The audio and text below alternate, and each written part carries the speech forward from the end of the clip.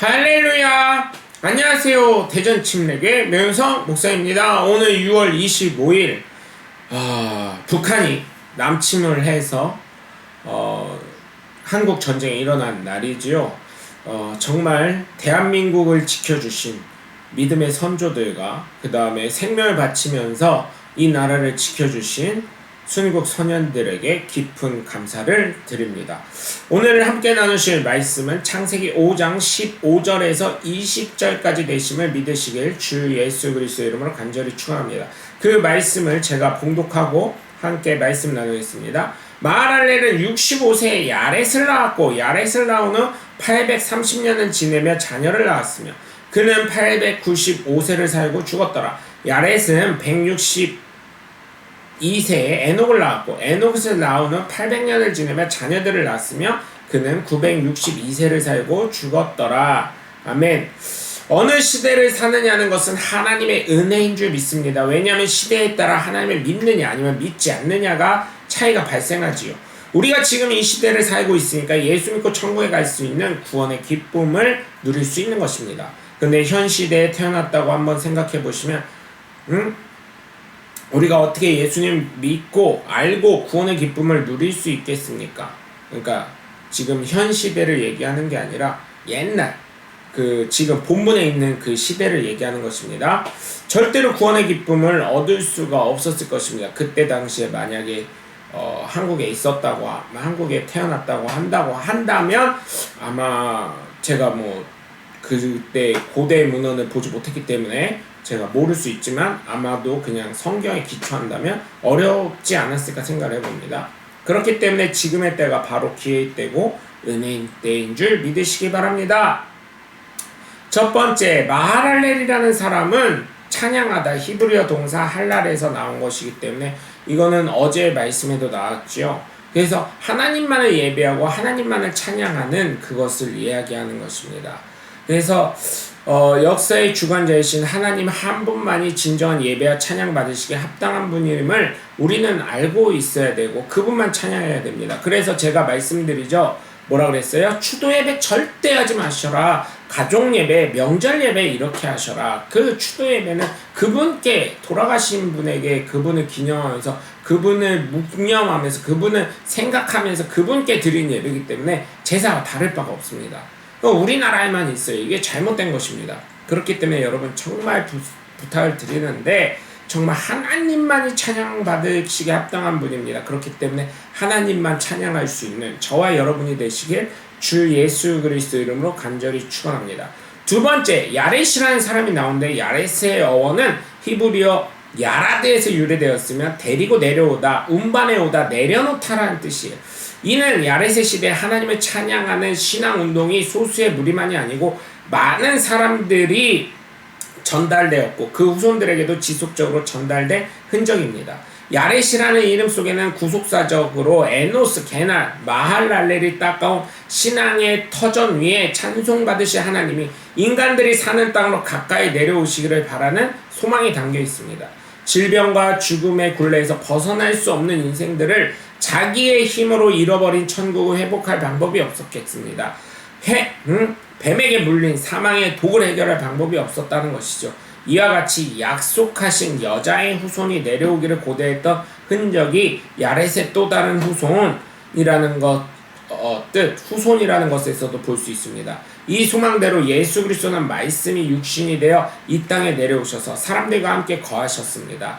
야렛은 위 조상들보다 더 장수한 인물이고 원 역사에서는 두 번째로 장수한 인물입니다. 야렛은 962세를 살았는데 아담부터 시작하여 야렛까지 족장들 가운데서 최장수 인물입니다. 아담의 수명보다 32년을 더 살았습니다. 그 이후로 야렛의 손자 무드셀라는 할아버지들보다 7년을 더 살아 최장수 인물로 꼽히죠. 그것은 경건한 자손들이 하나님으로부터 받은 특별한 혜택이고 이 땅에서 누린 최고의 축복임을 우리는 알 수가 있습니다. 야렛에 대해서는 그가 경건하여 하나님께 모든 것을 맡기고 자녀들을 바로 교육하여 그의 자손들에게 의가 있고 악이 성하지 않았기 때문에 얻은 복이라고 서철원 교수님께서는 말씀하셨습니다. 그런데 이렇게 하나님이 특별히 부여하신 장수의 축복을 잘 이해하지 못하므로 야렛 이름의 언을 반대로 해석하는 분들도 계십니다. 그러한 견해의 사람들은 야렛의 뜻 가운데 내려가다라는 것 때문에 야렛이 타락했다고 보는 경우가 있기도 합니다. 그러한 야렛은 아담 이후 경건한 셋의 후손 5대 가운데 가장 최장수 인물이요, 원역사에서는 무드셀라 다음으로 장수한 인물인 것을 우리가 볼 때 야렛에 대한 부정적인 견해는 조금 제가 개인적으로는 합당치 않다고 보입니다. 야렛의 믿음의 열매는 그의 아들 에녹으로 나타나죠. 야렛은 자기 이름의 뜻대로 하나님 앞에 자신을 낮추며 항상 겸손하게 살았던 것으로 보여집니다. 그의 겸손은 그 아들의 이름 에녹이라는 것에서도 나타납니다. 에녹의 뜻은 봉헌, 바침으로 아버지 야렛은 에녹을 하나님께 온전히 드리기 원했던 것입니다.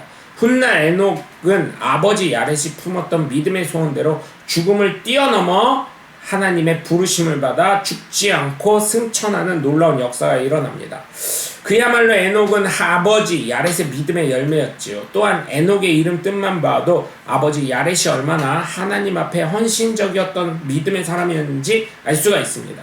부모가 헌신적이지 않은데 어찌 하나님 앞에 그 아들이 헌신하겠다고 이름을 짓겠습니까? 마치 한나가 사무엘을 만든 것처럼 말입니다. 네? 아브라함이 모리아산에서 독자 이삭을 바치듯이 야렛은 자기에게 허락된 아들이지만 하나님의 기업인 것을 알았고, 그러므로 아들의 소유권이 오직 하나님께 있음을 인정하고 하나님의 뜻에 맞게 쓰임받도록 했습니다. 야렛은 시대의 타락상을 알고 정의와 진리의 기준을 바로 세우기 위해 자기 자녀를 성변시켜 하나님의 앞에 살도록 했습니다. 야렛은 시대의 부패를 원망하거나 누구를 탓하지 않고 하나님께 기도하는 영적으로 성숙한 신앙가였으며, 자기 후대의 자녀를 기쁨으로 하나님께 바쳐 그 시대와 국가를 위해 헌신한 공인으로 살도록 한 위대한 신앙의 아버지인지 저와 여러분은 깨달으셔야 될 줄 믿습니다. 또한 세 번째로 에녹이 있습니다. 에녹 여러분, 에녹은 여러분 다른 표현이 없습니다. 하나님의 사랑을 받았던 존재입니다. 에녹은 이 땅에 있지 않았어요. 하나님이 너무나 사랑했기 때문에 그의 아버지 야렛이 그를 하나님께 바친 것처럼 그는 어떻게 보면 목회자 같은 삶을 살았을 것이라고 저는 예상을 합니다. 그는 정말 에녹은 하나님이 정말 하나님이 데려간 그러한 존재이기 때문에 하나님이 너무나 기쁘시고 완벽한 사람이었기 때문에 정말 제가 봤을 때 과연 에녹은 어떤 사람인가 궁금합니다. 여러분 정말 이 에녹처럼 저와 여러분의 삶이 되시길 주 예수 그리스도의 이름으로 간절히 축원합니다. 성경에 보면 세 사람만이 죽지 않고 죽음을 면하고 승천하였습니다. 첫 번째로는 우리가 믿는 예수님, 그 다음에 지금 본문에 있는 에녹, 그 다음에 엘리야, 이렇게 세 명이 불병거를 타고 올라갔죠. 엘리야 같은 경우는 이렇게 세 명이 일명 우리가 말하는 현 시대에 말하는 휴거, 그 다음에 들림, 이런 거를 받은 거를 알고 있습니다. 그렇기 때문에 저와 여러분이 에녹과 같은 믿음의 소유가 돼서 하나님을 기쁘시게 할 수 있고, 또한 사람들에게도 칭찬받을 수 있는 저와 여러분 되시길 주 예수 그리스도 이름으로 간절히 축원합니다. 여러분 오늘도 함께 해주셔서 감사합니다. 저는 대전 침례교회 명성환 목사였습니다. 감사합니다. 샬롬.